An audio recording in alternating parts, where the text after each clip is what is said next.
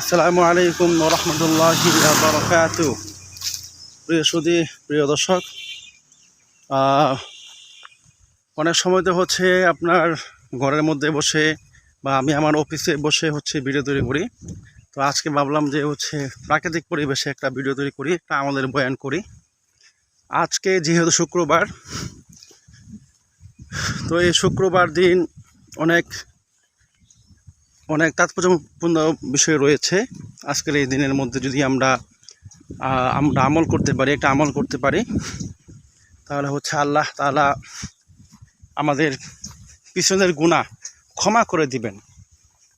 তো একটা আমল রয়েছে, আমলটা এরকম যে শুক্রবার দিন আসরের নামাজের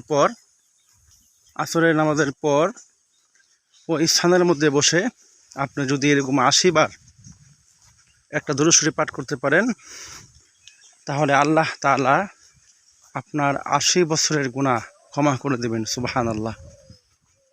তাহলে এই শুক্রবার দিন বলাই হয়েছে যে আজকের এই দিনে যারা বেশি করে দুরূদ শরীফ পাঠ করবে, আল্লাহ তাআলা তার এরকম 10টা মর্যাদা বাড়ায় দিবেন, 10টা বরকত দান করবেন, 10টা সগীরা গুনাহ মাফ করে দিবেন। অনেক ফায়দা রয়েছে। তো আসুন তাহলে আমরা এই আমলটা করি।